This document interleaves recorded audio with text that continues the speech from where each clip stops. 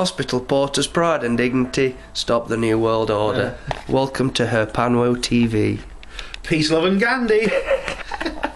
We've swapped catchphrases just for this morning. Yeah. So what's your channel all about then? Well, basically it's called Ben the JR Porter, but it's basically, I call it HPANWO TV. And it is about, basically, it's part of the group I set up, Hospital Porters Against the New World Order. And basically what we do, we are about, to be honest, it's only me at the moment, but but it's not really an organisation as such, it's just like a thing, you know. But basically, what we want to make people aware of things that are not covered in the mainstream media, which includes things such as government cover-ups, paranormal investigation, UFOs, ghosts, forbidden history and archaeology, and chemtrails, Morgellons disease, things like that. The mainstream media hardly ever covers these events, and when they do, they make a mockery out of it. More so now than ever before.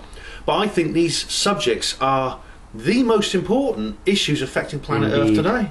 I think there's nothing more important in the world than these events, and I've dedicated my life to this mission. You have, yeah.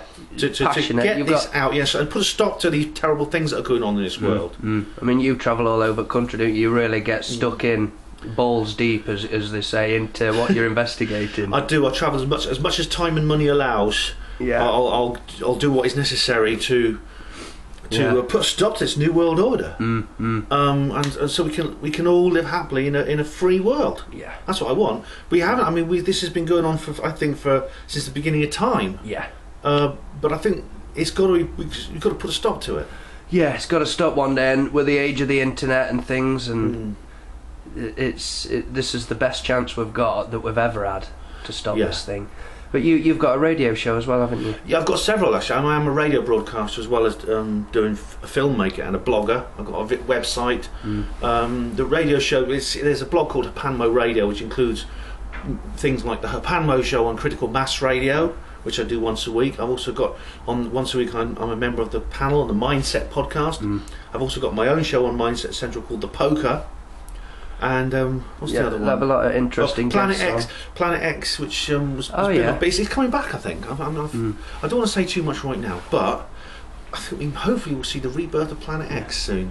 I'll put a load of links in the description box. Cheers, Dan. Thanks. Yeah, we've worked together several times on various things. For instance, what's called the Mansfield incident, I call it the Nottinghamshire Roswell. I think it deserves to be called that because I think it does involve a crash retrieval. It wasn't just lights in the sky. No, something came down to the ground. As we talked about in the previous films we made, and the one we did with Nigel as well, Nigel Crowley. I'll put a link to that as well in the description box. Fantastic, brilliant documentary. It's really well done. Thanks, mate. Yeah, covers it all, doesn't it? I think we did all of it. I mean, we did two. The first one we went in the wrong place, didn't we? But yeah, we did a good job. Lots of fun. We did discover some strange things. Plus, you got Nigel involved because of that video. Nigel's been researching this. He's a local guy who's been researching it. There'll be an article coming out there because along with other things I do, I write in the UFO Truth magazine, which is I'm one of the columnists there, and I've written a whole article on this. And I've got to credit Dan and Nigel for helping me out on this, definitely, because without these two guys, it wouldn't have got done. Because these are the two guys who live in the local area who know about this. And it's surprising how many people do, Dan. Because this has hardly been covered by the media. There's one article in the Nottingham Post about it appeared in the Ministry of Defence UFO files that have just been released. Oh yeah. They just report a few eyewitness sightings of a loud explosion in the sky and lights in the sky. Did that lady get in touch with you who saw a helicopter with tarpaulin carrying things over? Was it an helicopter or was it lorries? Somebody sent me an email saying that their girlfriend was quite young at the time and she remembered seeing lorries or I'm sure she said helicopters, I'll have to look back, with tarpaulin hanging over objects. I've not. And I said, I gave him your Facebook account, your email, and I said, "Damn, to get in touch because this is important." I remember you saying something about this. Yeah, that person hasn't actually got in touch with me yet, but please do. I'd be interested to hear more. I mean, this, because it looks to me like an object came down, it touched the ground at Thieves Wood, took off again, and finally came down at Annesley Hall. Yeah. And there's going to be an article about this in UFO Truth magazine. a lot of people around here know about it. This is why, Dan, there's a big difference between official history and folk history. Yeah.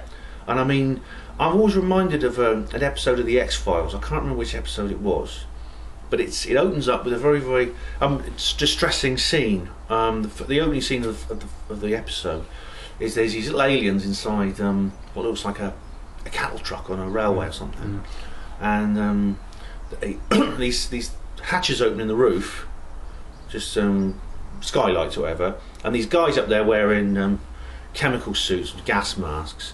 They throw in these things, and it turns out they're like incendiaries, and they blow up, and the whole place catches fire, and these poor burning aliens run around screaming. Yeah. It's a very upsetting scene. Yeah.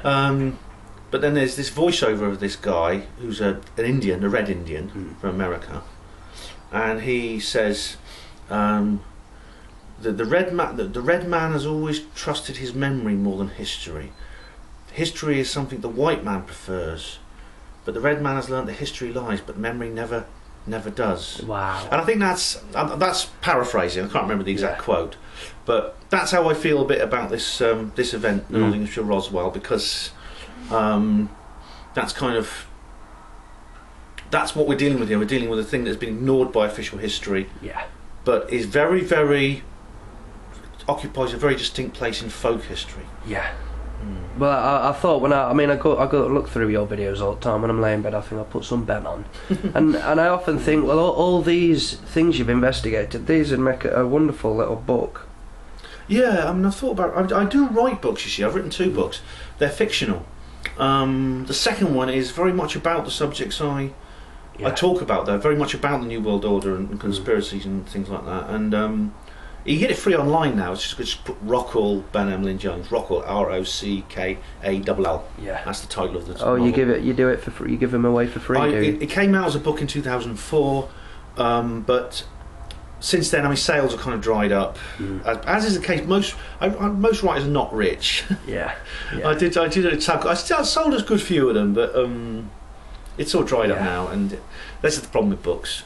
So now I decided to just put it free online so people can read it. Yeah, I mean, I've got a folklore book, English folklore, and it's full of, they're all little folklore stories, and I imagine your book could be like that.